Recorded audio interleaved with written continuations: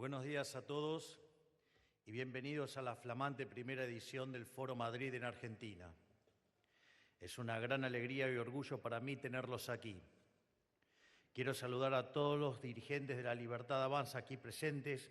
Good morning, everyone, and welcome to the brand new first edition of the Madrid Forum in Argentina.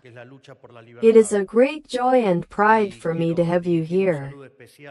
I want to greet all the leaders of La Libertad Avanza present here, and also the international leaders who have come from afar to wage, today, alongside us, the noblest struggle one can wage, which is the struggle for freedom.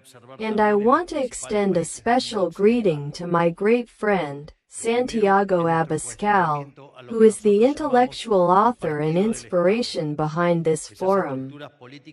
Today I am going to talk to you about two phenomena that, while especially relevant for our country, can also be observed in the major countries of the Western world.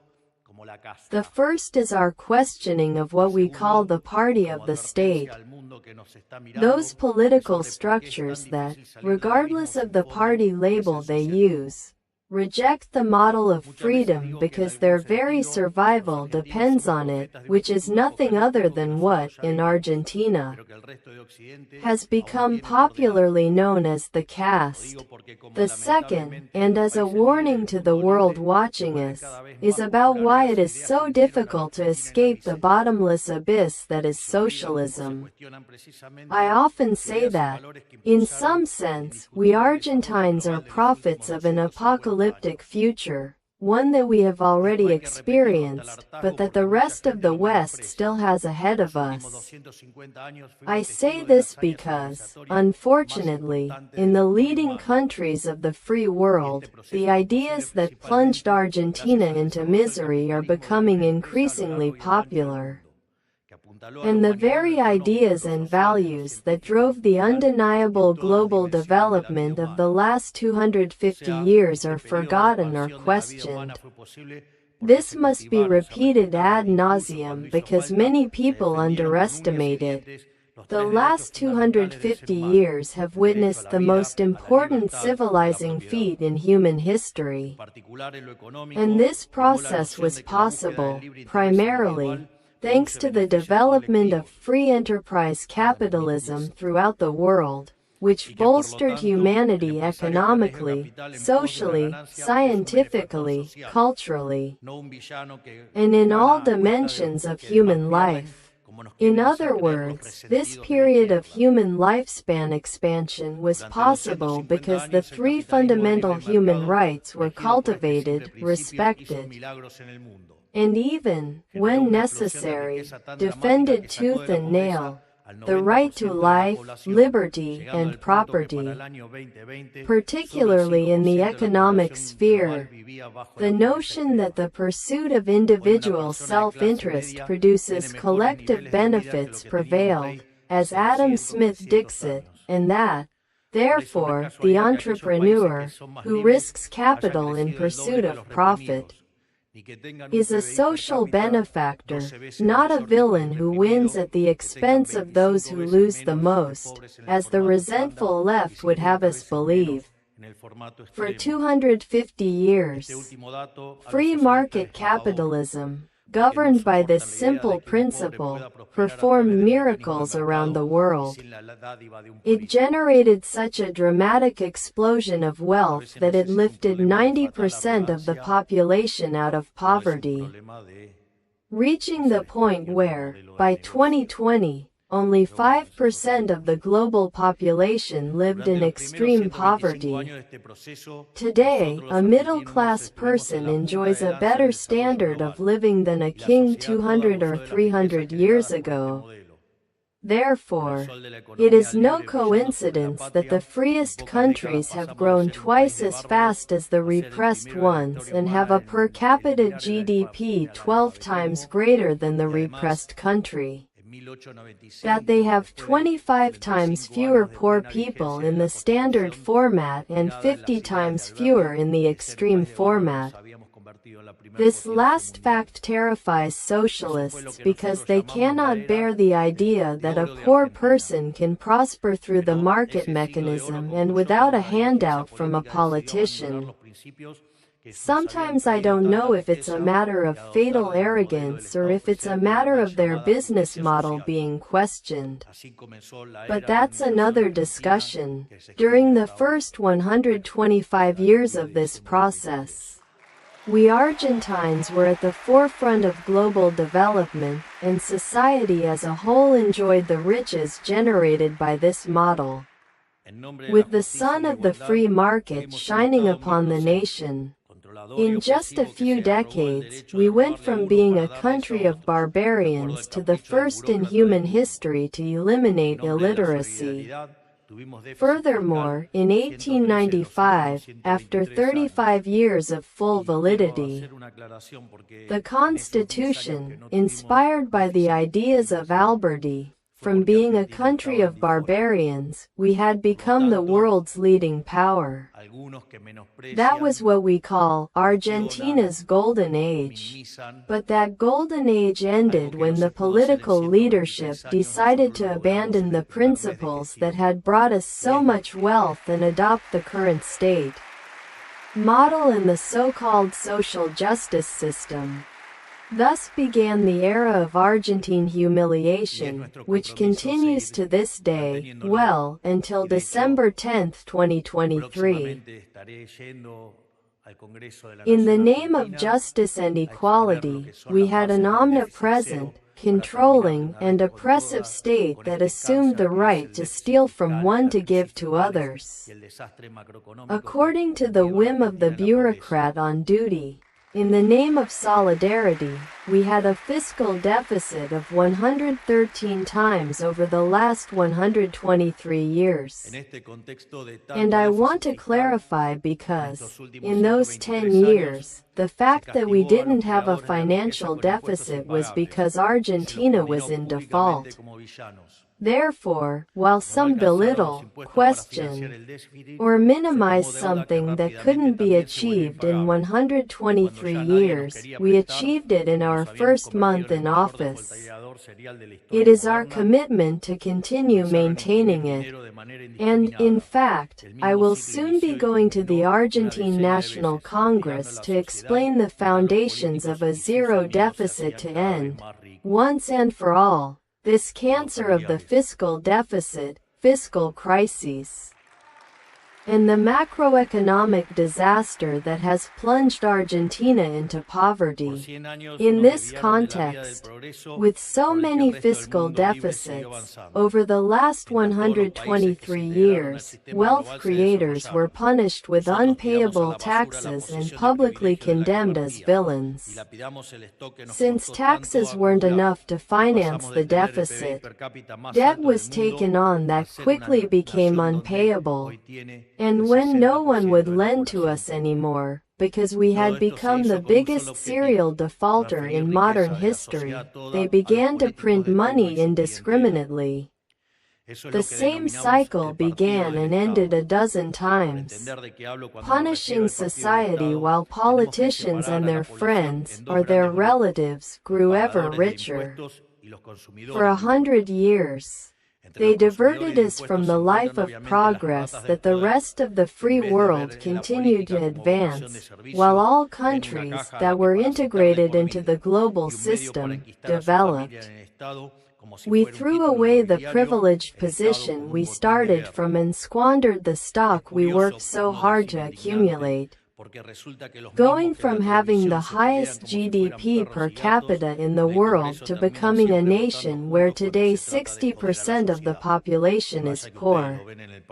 And all of this was done with a single objective: to transfer wealth from society as a whole to the politicians in power and their clientele. That's what we call the party of the state. To understand what I'm talking about, when I refer to the party of the state, we have to separate the population into two large groups, taxpayers and tax consumers. Among the tax consumers are, obviously, the rats of power, who, instead of seeing politics as a vocation of service, see a box to be parasitized for life and a means to entrench their family in the state. As if it were a noble title, the state as spoils of war. It's curious, not to say outrageous, because it turns out that the same people who, on television, fight like cats and dogs in Congress always end up voting together when it comes to screwing over society. And you can see it in the European Parliament. It's been an unspoken rule of Argentine politics in recent years. The more votes a bill receives in Congress, the worse it is for society. But the problem doesn't stop with them. It encompasses all those who receive money and favors from the state in return for tooth and nail defending the status quo. Instead of defending the interests of the population, who are the ones who actually come and pay with their taxes. The state party isn't limited to politicians and contractors. That is, it's not just the political caste, but also the corrupt businessmen. But no, clearly the caste doesn't end there, because in this long list we can find journalists and the media, which today are little more than a propaganda service for sale to the highest bidder. We can find unionists who sell out workers in exchange for perks to the managers of poverty, who administer social assistance to the most vulnerable and force them to act against their own interests, under threat of cutting off their plans, or to the so-called scientists and intellectuals, who believe that having an academic degree makes them superior beings, and therefore, we should all subsidize their vocation. If you believe your research is so useful, I invite you to go out into the market, like any ordinary person, to investigate, publish a book, and see if people are interested or not. Instead of hiding, scoundrel-like, behind the coercive force of the state. We can also talk about the artists, friends of the regime, who receive large sums of money to give recitals for 30 people and take photos with the mayor and the governor. Very interestingly, a few days ago, the singer of Los Ratones Paranoicos, once pointed out that while he originally held a pro-state position, he had seen that there was something fishy going on, because he said, "It can't be that you're going to give a concert in Caleta Olivia with 50 people in charge as if you were filling Madison Square Garden." So, in that sense, it seems to me that we need to see when the compensation these artists are receiving can be validated by the market. Because if not, it's clearly a scam. Logically, as part of their ridiculous circus, they have to resort to sophistries like these concerts are free. But as we learned from Milton Friedman, there's no such thing as a free lunch. That phrase, moreover, from Milton Friedman, actually has to do with his Jewish origins. Milton Friedman was a Polish Jew, and what he basically refers to is the exodus of the Hebrew people from Egypt. It has to do with the fact that free fish basically took them back to Egypt. That is, in Egypt, fish was free. But it wasn't free because in exchange for it, they lost their freedom, and that struggle continues, the struggle that persists today. It's also important to know what that struggle was like for the Hebrew people, leaving Egypt, because there's a part that not many people know about. where one believes that when the Hebrew people left Egypt, they all left. Unfortunately, that wasn't the case. As the Torah says, 1 in 5.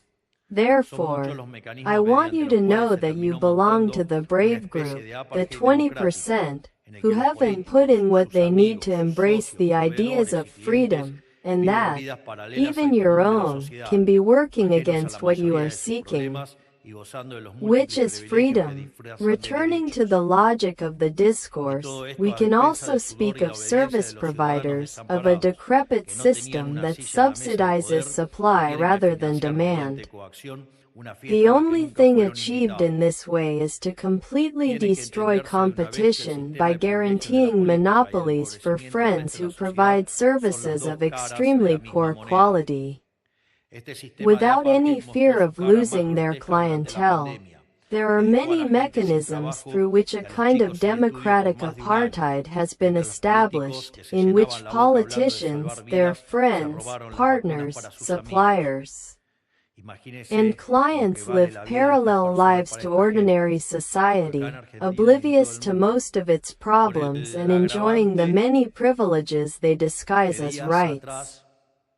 And all this at the expense of the sweat and obedience of helpless citizens, who did not have a seat at the table of power and have to finance, through coercion, a party to which they were never invited. It must be understood, once and for all, that the system of privileges in politics and the impoverishment of the rest of society are two sides of the same coin.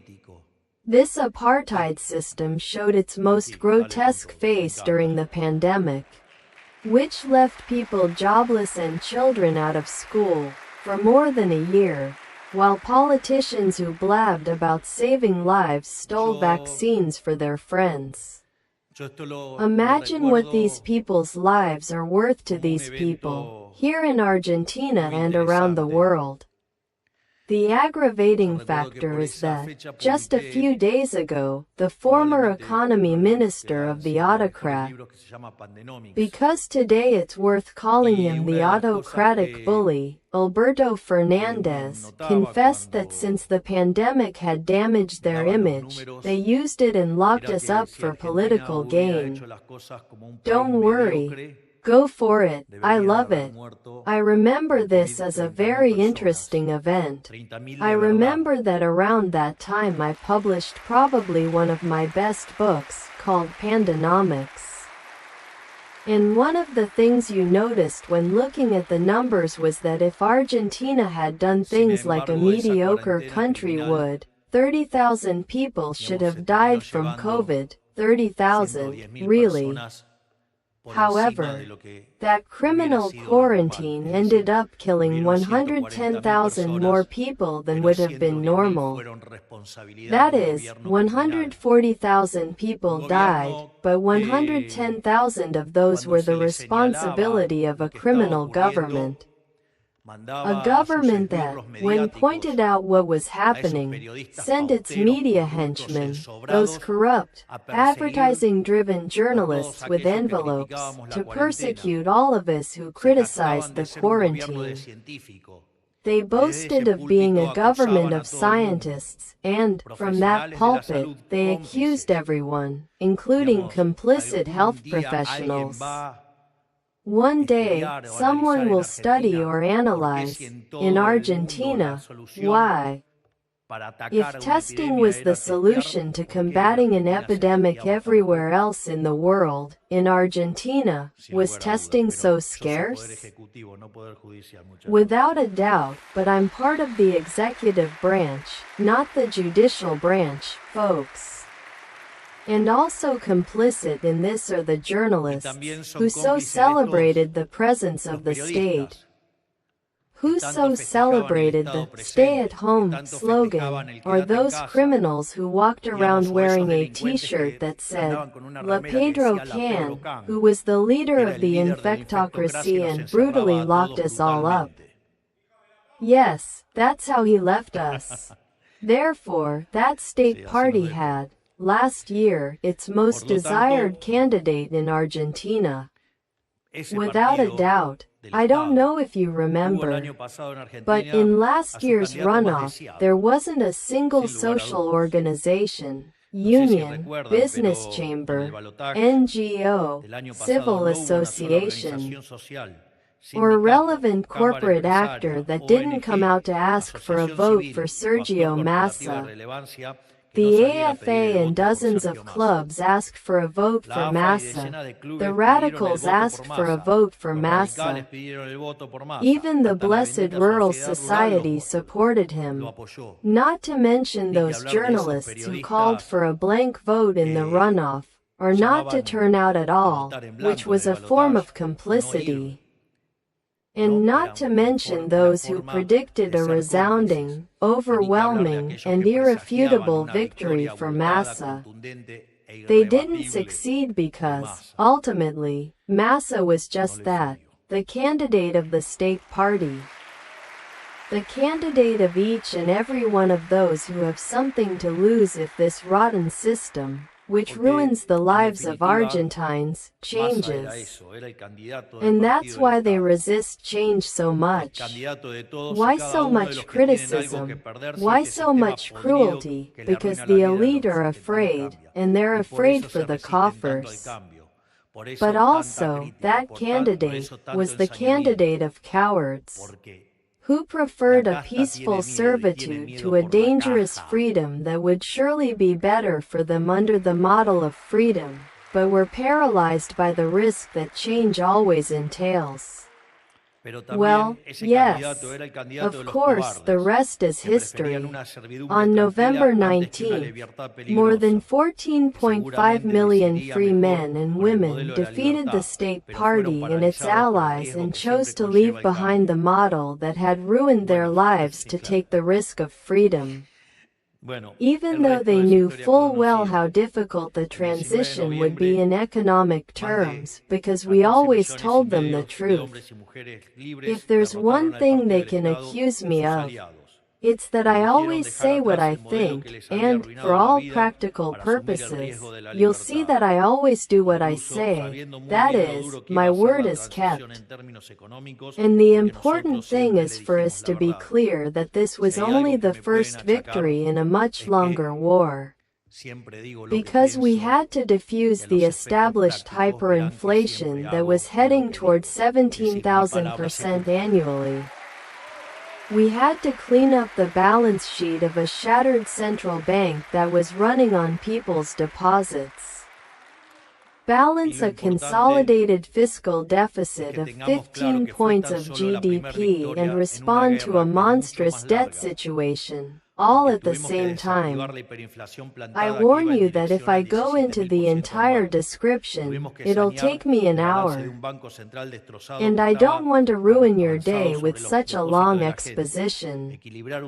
Because, through Decree 70 and the Basic Law, and countless daily measures, we are carrying out the largest structural reforms in history in fiscal, tax, labor, bureaucratic, and economic deregulation, without which there would be no economic recovery.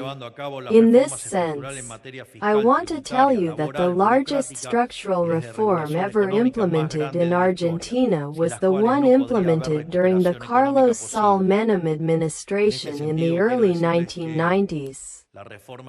And the reform we have implemented and that is currently in operation, between the Basic Law and Decree 70, is 8 times larger than that reform.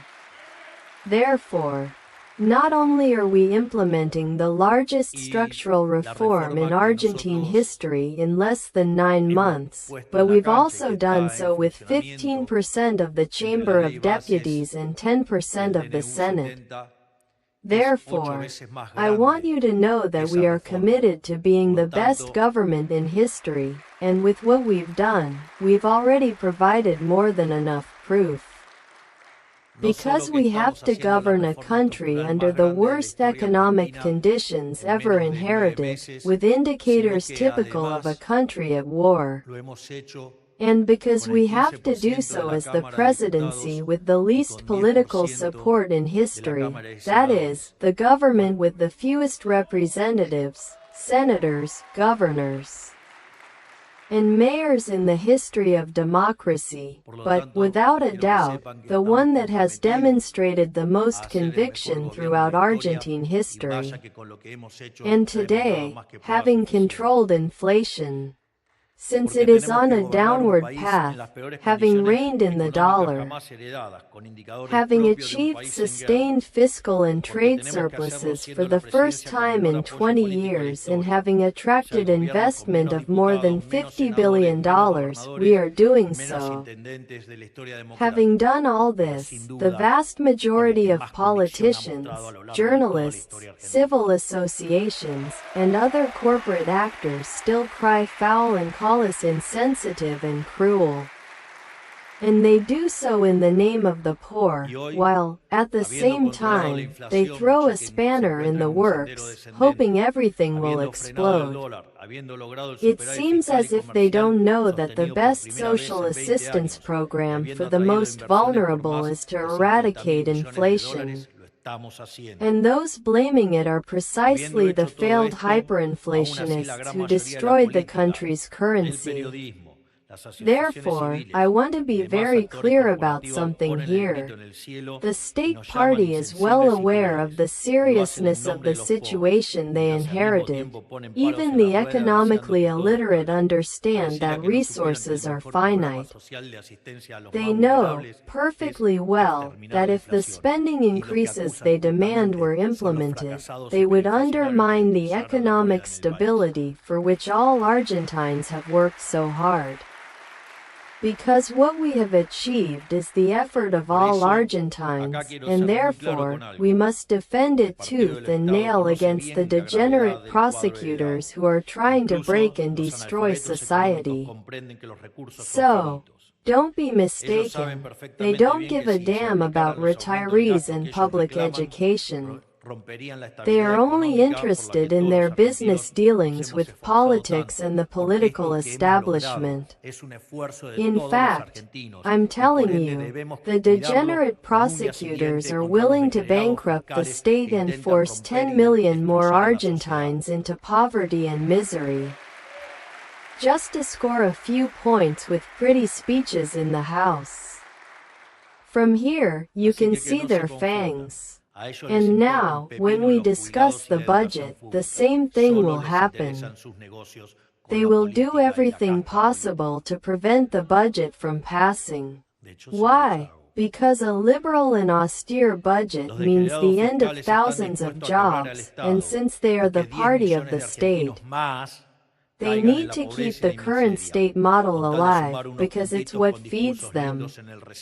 They don't care that the cost of sustaining this elephantine and voracious state is paid by the people, with the sweat of their brow. And I'll tell you more, they need the model of freedom to fail across the board. Because, if things go well for us, when activity picks up and ordinary Argentines can fend for themselves without receiving help from politics, what will they do then? They're spoiling my story. They don't come back anymore precisely because no one will need politicians.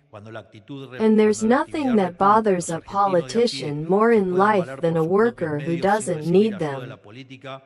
That's why the opposition's only game is to boycott our economic program, and they don't mind killing people along the way. Well, you know what? Come on, we're willing to die with our boots on. What's more, if we have the entire political system against us, we're probably doing something right. Ultimately, my message to the free world is that we know the ultimate consequences of where the road to serfdom leads.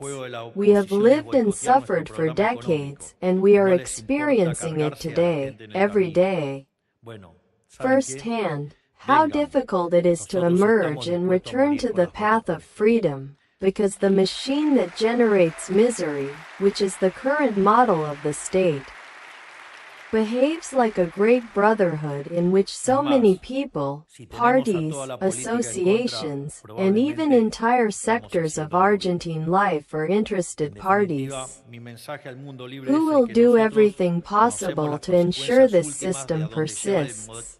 Flirting with socialism may seem gratuitous at first. It may seem politically profitable, but in the long run it always generates a voracious and destructive monster. It's not for nothing that they have always been a failure economically, socially, and culturally. And never forget that they murdered 150 million human beings. That's why, as I told you when I was in Madrid a few months ago, the cultural battle is not something one takes up or abandons, depending on convenience, but rather an inalienable commitment that one must always assume, from wherever one is. It doesn't matter if you're a worker, a student, an entrepreneur, a lecturer, as I was until a few years ago, or a president, as I am today. And the greater the level of responsibility, the greater the level of influence, the greater the sense of duty. It's interesting because Santiago, very generously, described the international impact being generated by what we do in Argentina. And obviously, as the leader of this movement, I get to be in the front row and have a significant level of exposure, and obviously, the filthy, failed, and Lilliputian domestic rats are deeply bothered by it. And that ranges from criticism about the trips to criticism from idiots who say I'm voted in to govern, not to be popular. They should be told that inflation, from 17,000%, is falling to levels of 35%, and that, although induced inflation is running at levels of 5%, 6% annually, or having achieved a fiscal surplus, something no one has achieved in the last 123 years. Or cleaning up the central bank's balance sheet in 7 months, when everyone believed it was impossible. Or carrying out the largest structural reform in history.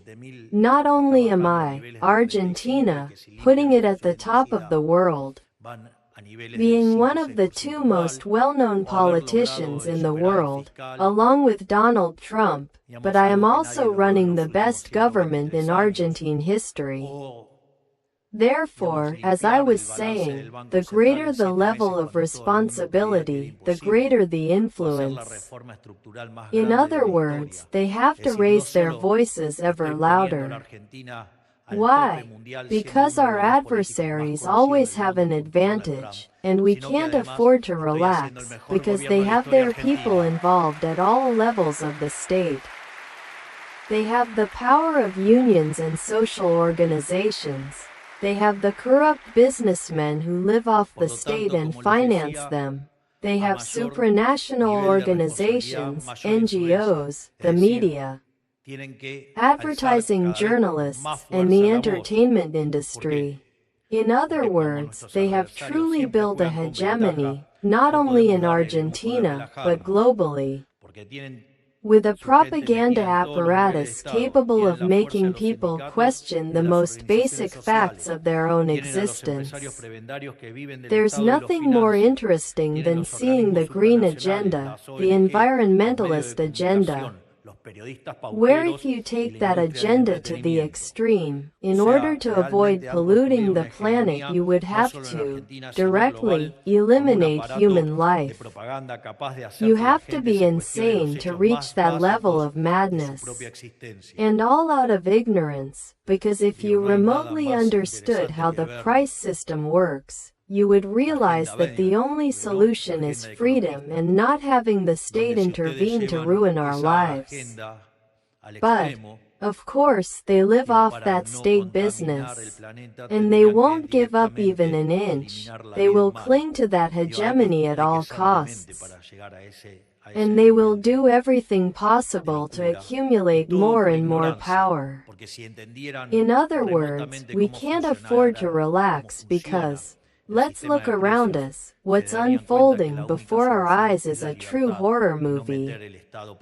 Let's look at Europe, Great Britain, France, historic leaders of the free world, today torn apart by recurring cultural and social conflicts, where the government's response is oppression and censorship.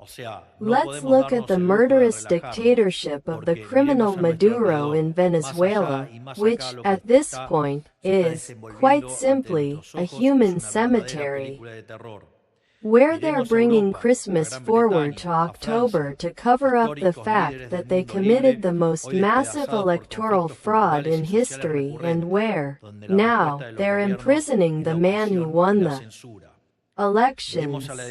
While the free world sits idly by, we must understand, once and for all, that for evil to triumph, it's enough for the righteous to do nothing, with those lukewarm, politically correct positions, or the imbeciles of right-thinking centrism. All they achieve is for the filthy leftist mob to overwhelm us. What's more, there are still degenerates, in Argentina, who are nostalgic for the Bolivarian Revolution. And finally, let's look at Brazil, where justice, subservient to the PT's power, is currently banning X, which is nothing other than the public arena, where Brazilian and international citizens can express their voices and dissent. In other words, they want to ban the space where citizens freely exchange their ideas. Who but a tyrant, who is wrong about everything, could endorse such an act of oppression? I warn you that much of the domestic press, since it can't stand the freedom of the networks, is clamoring and complaining about the old Twitter format, which was censored by the woke.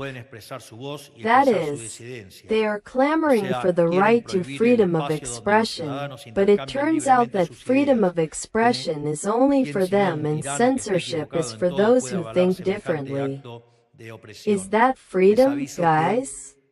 Please, why don't you take a moment and listen to yourselves, and see how disgusting and repugnant you are, trying to talk about freedom while persecuting those of us who truly defend freedom?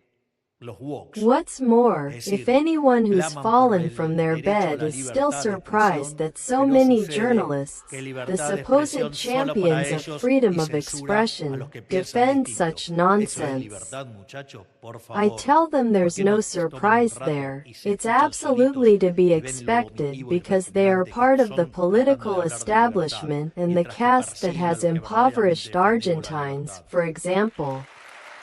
Because it is precisely the freedom and horizontality of the networks that puts their monopoly on truth in check and collapses the house of cards that is their narrative.